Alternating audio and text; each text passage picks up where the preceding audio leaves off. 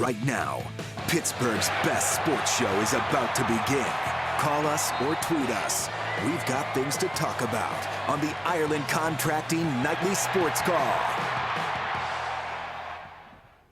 Thank you very much, Paul. Welcome to the Ireland Contracting Nightly Sports Call. I'm your host, Josh Taylor. In tonight for Rich Walsh, joined in studio by a man who has way too long of a resume to rattle off, probably about as long as mine. So I'll keep it simple. Columnist for the Trib. Also does work as far as radio. He also does a little play-by-play. Tim Benz joins me in studio.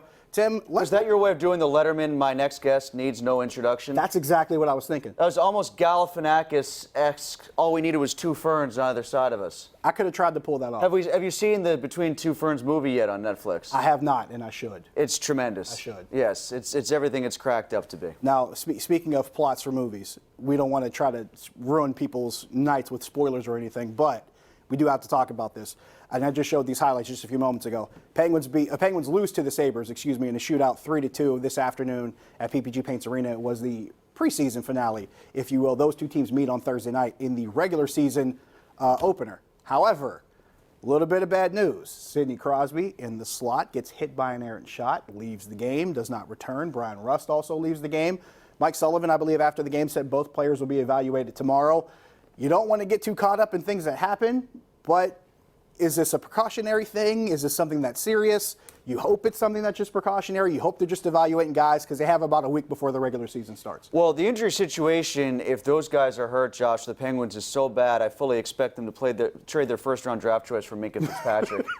I mean, come on, if Sidney Crosby's out, we might as well just start looking ahead to spring training again. Could 2019 get any worse?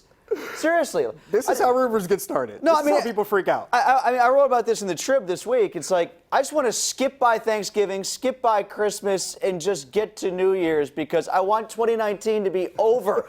Tear down the Halloween decorations, start singing Old Lang Syne, let's pop the champagne, forget the pumpkin spice beers, and let's just advance the calendar because we got to get out of 2019. Can we keep the pumpkin beer like at least? Oh, I guess you're right about that. We could always those age nicely into January if you want, but you see where I'm going with this. Think about if he's really out for a while. What if he broke his foot? We don't know. Obviously, we don't know. And you hope it's nothing that's And serious. I saw at least one report that said that he left the building without any sort of apparatus, meaning like a walking boot. No air cast. Or no air cast, right. No crutches or anything like that. I didn't hear anything about Russ getting hit in the hand. And even, how about this? Even if Sid is okay, they might have wanted to trade Rust. To get under the cap and give himself some cap flexibility here. Now, if he's got he was a possibility throughout the offseason. Yeah, that's true. And it also speaks to this, too, because they're still trying to sort out, at least we're under the impression, they're still trying to sort out the lines, at least the top 6 or the top 9. So that's a whole other dynamic that gets weaved into this as well. For sure. And the flexibility that's been brought by guys like Dominic Cahoon and Brandon Tanev helps in that capacity. Teddy Bluger helps in that capacity. Of course, they've got maneuverable parts, but you don't want Brian Rust, I think, to be a fourth liner at his cap hit, let alone a guy that can't play because he's hurt, taking up that much part of your cap. So, I understand you can move guys around based on the injury list and whatnot, but this is, especially late in the preseason, the worst possible option. The worst possible option would be if Sig gets hurt, but like I said, it's just the latest in another. We're returning to the Penguins for optimism, so hopefully Sidney Crosby is not hurt by this. Yeah, agreed. And Mike Sullivan said both players will be evaluated tomorrow, so hopefully it's nothing serious.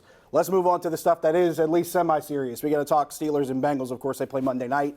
One of the biggest questions I took away from last week's game against San Francisco, we saw James Conner, we saw Benny Snell, we saw guys on reverses. I think Deontay Johnson had a couple of them.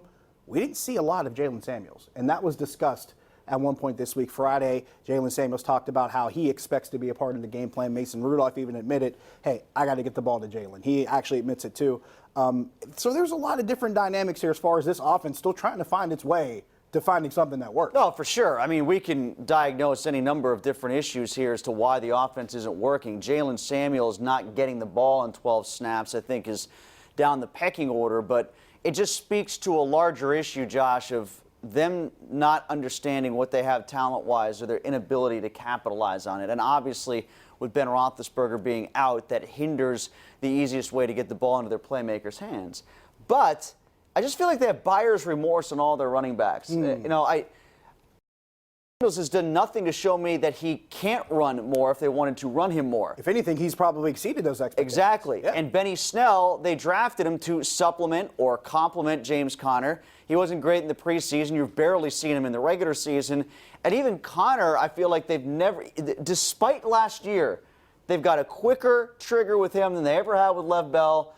When the run game isn't going, they stop going to him. And now the fumbling late in crucial situations, be it Cleveland, Denver, or last week, I think also is a hit in the gut for their confidence when it comes to Conner as well.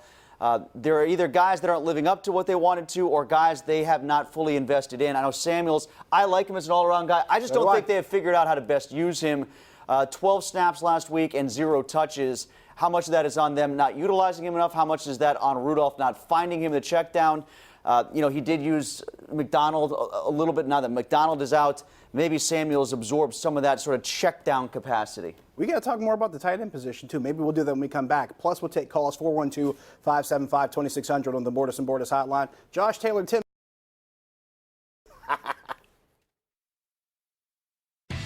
The Ireland Contracting Nightly Sports Call is brought to you by Ireland Contracting, putting new roofs on Pittsburgh homes for over 25 years.